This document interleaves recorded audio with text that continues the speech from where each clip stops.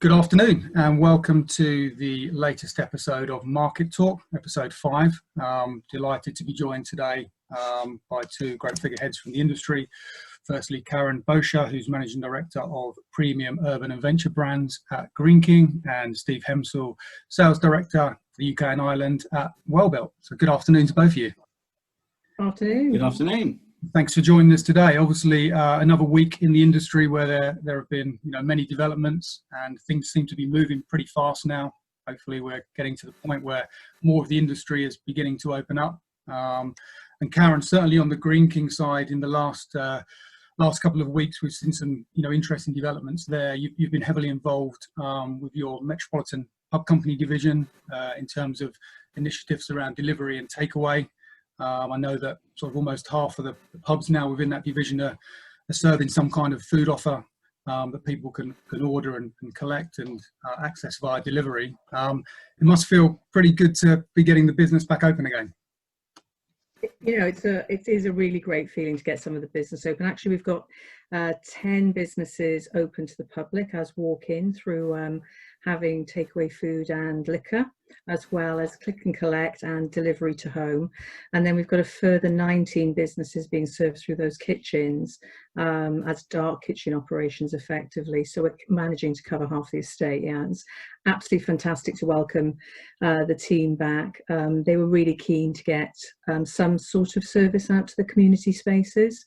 But we've had to really time ourselves because essentially, we're really taking the well-being of team as well as the guests very seriously, and getting that operation set up right wasn't a straightforward path. We had to really consult with them, work through how we were going to do it so that they basically felt happy to volunteer to come back. Right. How did you select the pubs that have opened to provide those services? We use a number of different avenues. I mean, obviously the physical nature of the estate, we've chosen the easiest ones to open first, which we believe will give us some really good learning in terms of the template space and how it would operate. We also took some guidance from other partners about where they felt there was likely to be demand, particularly for the click and collect and delivery service businesses. So where they were starting to see a requirement for the styles of products that we're able to put into the market. But by far and away, the biggest consideration was accessibility and being able to do that in a safe way that meant that the teams could get used to the idea of the new style of pub operation that we were going to have. So that's how we essentially went around it. Okay.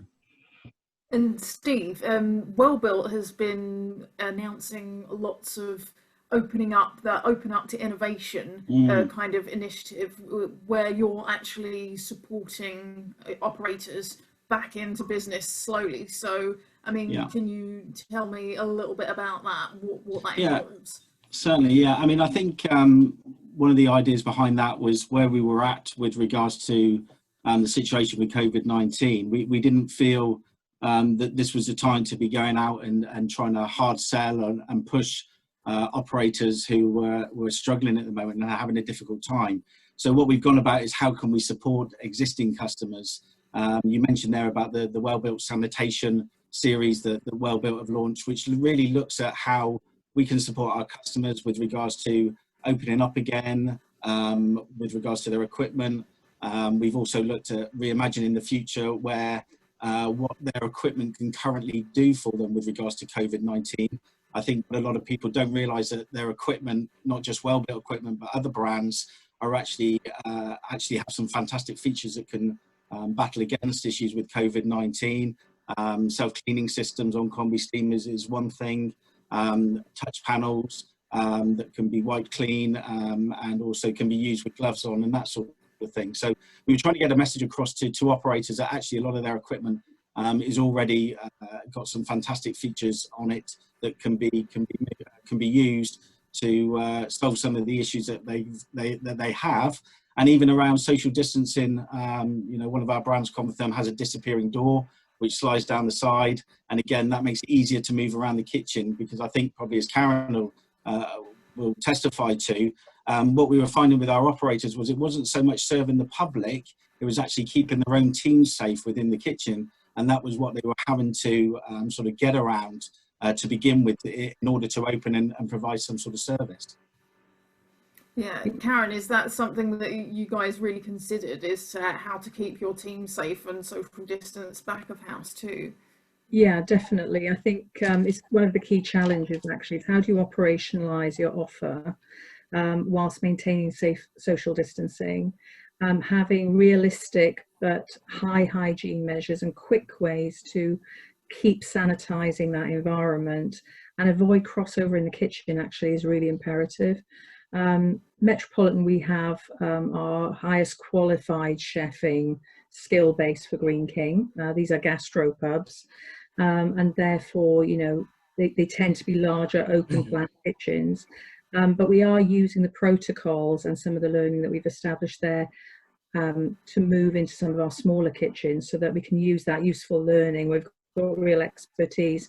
When we get more to the sort of the line chef style businesses, we're going to have to be far more disciplined in terms of how those individuals are guided through that environment, because we may have to reduce chefing quite dramatically because of the limitations of space, particularly in places like London businesses. And it's really important we don't overrun those spaces. They're quite difficult little kitchens in some cases. So we're learning a lot from the Met guys, because they are really giving us a lot of feedback about what's achievable and what isn't. Karen, have you encountered anything yet that surprised you or has forced you to really kind of rethink the way you might deliver food or bring the chef teams together? I think what's really inspiring and what's come out of this actually is how much innovation can occur so quickly. It's amazing, you know. I think we know that we work in a really entrepreneurial sector, but I think that when people's backs are against the wall in the way they have been over the last 9 weeks, and we're trying to come up with safe, scalable solutions, you know, we've got a lot of pubs beyond Metropolitan. It's amazing to think about what is within the art of possible. And I'm sure that some of these practices, which will be deployed for immediate considerations, will become part of our ongoing and long-term planning in terms of how we design our kitchens and our pub environment. So, you know, somebody who really enjoys innovation personally, and the team that I work with really enjoy it, I think we're seeing all the possibilities all of a sudden now that our confidence is up that we can operate in a safe and sustainable way. So yeah, I think it's been much more exciting. I think we thought at the beginning it would be very trepidatious, but now we're quite excited by the possibilities. Yeah, sure. And Steve, coming to you, quite a significant day today because your development kitchens have reopened in Guildford and Sheffield. Yeah. What can you tell us about that? Has there been a lot of planning involved to get those back up operationally? Yeah, again, it was part of our approach to supporting the operators within the field. So we noticed, and as Karen's mentioned before, that a lot of operators were having to change what they were doing. You know, we've heard this expression before, the new normal, and they were looking at finding ways to do deliveries or takeaways, etc. So with a lot of the tools that we have within our portfolio, like our Menu Connect and also our Ready Recipes, we were able to support operators who wanted to use their existing equipment but change their menus to suit what was happening at the moment.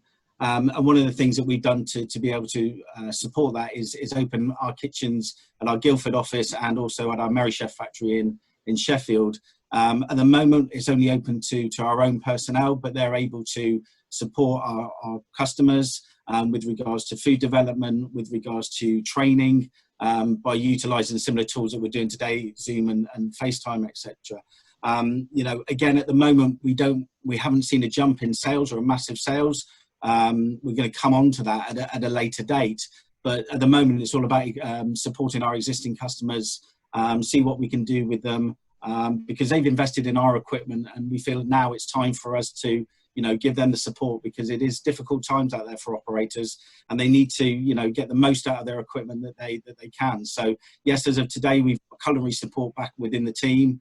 The 2 development kitchens in Sheffield and Guildford are back open, and we're hoping in time to be able to then, as maybe the lockdown is reduced further, invite people in to be able to do menu development with the likes of Greene King and other customers, so that we can again support them as they change their menus and meet the current sort of challenges that are out there in the market.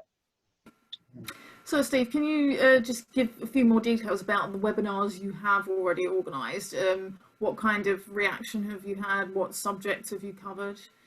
Yeah, so at the moment we've had some webinars that have been mainly done by our colleagues over in America. I mentioned earlier about the sanitation side of things and that. So going forward, now that the kitchens are open, again, we're going to be looking at what we can do to support our customers. And the ability now that we got with ours is to make it relevant to our customers in the UK and Ireland specifically.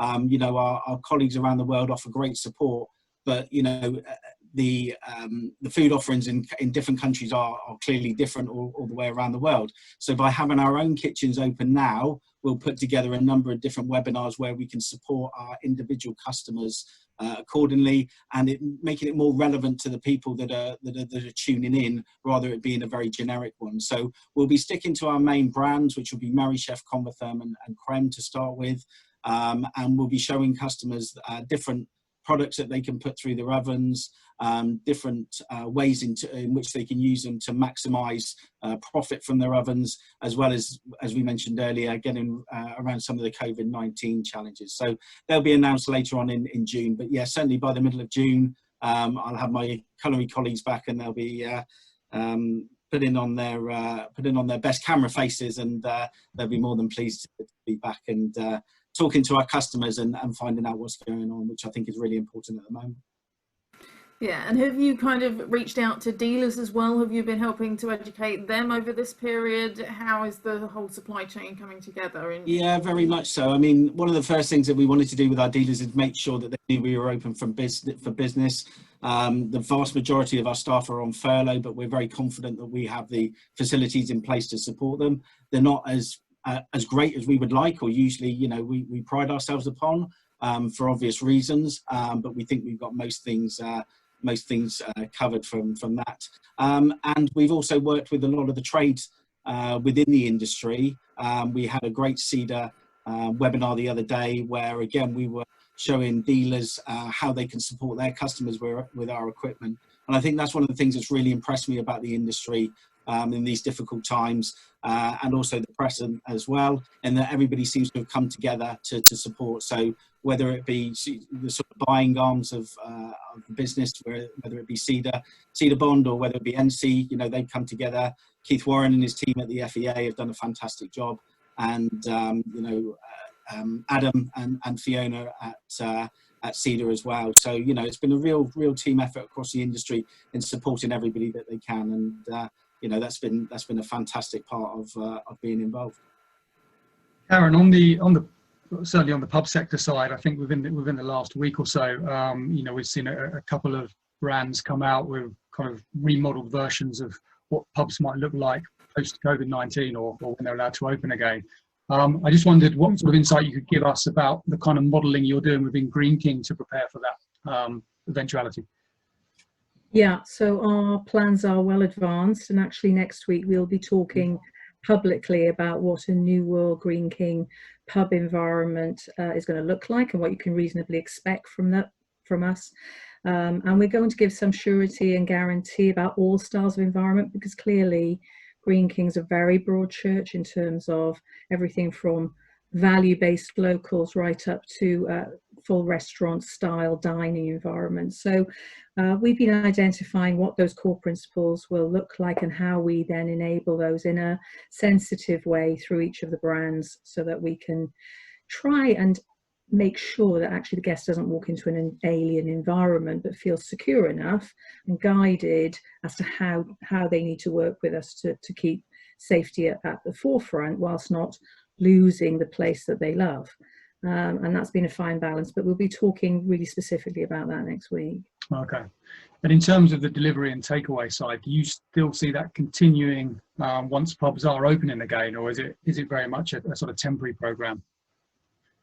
No, not at all. I mean, before all of this kicked off, we were actually in several trials, actually, both on delivery and what we refer to as the sort of order and pay, click and collect model. So the future has just arrived much sooner in a bigger volume than we reasonably expected. So we're speed dating that model right now. And I think we're sufficiently encouraged that we will embed that through most of our businesses. because we think that the customers will guide us here really in terms of the demands they make on us. But certainly one of our considerations is how this service model works in a pub environment through the kitchen, more acutely than anything. And I think we're learning that we can handle both sides. So I think if it gives us capacity, if it gives the customer some comfort that if they love the pub experience but they're not confident yet to return to the pub environment, then we will hopefully be able to deliver to both sides of that whilst we move through this spectrum of moving back to a new normalised pub experience, which inevitably we will do at some point. Yeah, so Karen, what's the reaction been from your customers so far? Has there been a good uptake in terms of takeaway and delivery? It's been absolutely outstanding. I mean, we have really reinvented our experience in Metropolitan. We're baking bread, we are pickling various bits of produce, we're making jam, we're putting some of the best, we've got great supply chain in Metropolitan, and actually, being in those areas, there's products that we can supply through the pub that otherwise customers are really struggling to get access to. There was quite a salutation about a strong bread flour arriving that they could buy and take home. So setting up those deli areas has given us a sort of a new dynamic and created a bit of a conversation. So I think they've really welcomed that. They're glad to get to see the beer back, and there's no getting around it. I was out in pubs on Thursday and there was a lot of happy faces staring at me in glee, and some very long queues looking for takeaway. So as long as we're satisfying the criteria for social distancing and the police are happy with us, then without a doubt, the guests are most happy to see the beer back. Excellent stuff.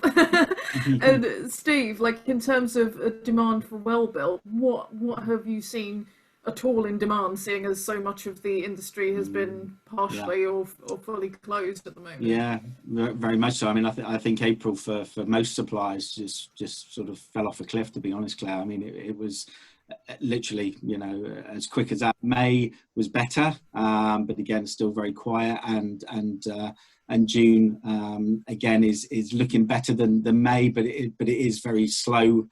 For want of a better phrase, those shoots of recovery. So, it's certainly moving forward, and certainly with regards to inquiries and things happening within the industry, there is certainly a lot going on. But that's why we're moving into our next phase, sort of middle of June, which is when we'll be announcing some additional benefits to be had with our equipment, because we feel that the middle of June is then the time where we're moving into that phase of we can go back to selling, which is what we obviously do. But yeah, I mean, there is stuff going on. I've spoken to a number of suppliers. Again, it's a great industry to be involved in, and we do all talk, as you know. And they're in a similar boat. There are some areas that maybe have healthcare products that have obviously done better throughout this period. And then there are others that don't necessarily have that. Then there are other companies that maybe are global companies and are seeing an uplift in different markets, so out in the Far East, which are helping to support their business. And then you may have, UK solely owned companies that are really feeling the pinch at the moment. But it's definitely moving in the right direction, Claire. But I think it's going to be a long haul. But it is a resilient industry, as Karen mentioned. We like our beer and we like food as a nation, and I'm sure we will bounce back. How long that takes, I don't know, but I'm sure we will get there as quickly as we can. Steve, I know you've put together a guide to help operators really get the most from their existing equipment. How important do you think flexibility of equipment will be moving forward? Yeah, very, very much so, Andrew. I mean, we've always played on the flexibility side of equipment, and we've always been keen to show customers what they can do with their equipment. And I think that's an industry thing as well. We all know stories of certain equipment that can do fantastic things, and you go into kitchens and it's just doing one thing all the time. And I think as operators like Karen and her team will probably now realise is that actually you can get a lot more out of your equipment than what you had perceived or what you've been doing. And flexibility has always been a big thing with equipment, where kitchens have been getting smaller. Karen mentioned, the size of London kitchens. We do a range of ventless options with a lot of our equipment, because again, in certain environments, putting up extraction canopies and ductwork, etc., is very, very difficult. So we think we're in a strong position for that with the brands that we've got. And we're excited about that. And what we're really excited about is taking this out to customers and talking to them about how these products can support and help them, especially as we've got for want of a better phrase, a common enemy at the moment. I think, we've all got to get together and tackle this. And, if we can help and help operators to overcome the problems and frustrations that they've got in order for them to serve their customers, then that's fantastic. And I think flexible equipment offers that solution. Sure, yeah. And Karen, just taking that point over to your side, pub kitchens are pretty renowned for getting food out, good food out quite quickly to their customers. Has your sort of move onto the delivery and takeaway side, has that enhanced that? Well, it's certainly stretching our skill base. We've got a phenomenal bunch of chefs who are really skilled and great at doing the food that they do. So they're all operating on different levels, but they do a great job of getting the food out, and they get it out really quickly. One of our considerations in this whole thing was about, how will it affect our speed of service through that kitchen? But actually we've shown, and I saw some really positive guest feedback last week about, my God, actually, even though the menu was cut down slightly, the speed of service was maintained. I think, apart from the social distancing challenge, actually moving from a plate operation into a boxed operation or a sustainable packaging operation has been the single biggest challenge, because you don't want to compromise your quality to the guest. And I think everybody's been hankering after that fish and chips, haven't they? Oh my God, I've gone without my chips for 9 weeks. I got to get to a pub and get some great chips, because we do great chips. So the last thing you then want is to have some sort of soggy mess arrive in a box while they're sitting out in a park space wanting to eat that. So we've taken that really, really seriously. And I think the chefs have really stepped up, done a great job of operationalizing that whole plan. But we've been quite considered about how we've done it, because I think we have seen examples where people have rushed to solutionize that, and maybe quality in the process has been compromised at the sharp end. So we were very keen to, to make sure that was maintained. And I think, the last thing I would say is that, coming back to Steve's point really about cleaning down process mid-session is also going to be quite imperative. There's a sustainable and hygienically clean kitchen that's always meeting the requirements of the risk assessment, I think, is going to be quite a big challenge. So working really smartly in those spaces is a massive consideration, and we're learning a lot from doing these pubs. So just like one question, same question to both of you, just to finish off. Karen, if I start with you, what do you think the biggest thing you've learned is throughout this whole process or this whole crisis? Well, it's going to sound a little bit cliched, but I absolutely do mean it. Do not underestimate the power of people, because when we put a call out to the Metropolitan team and said, we're going to open 10 pubs, we did not have to ask twice.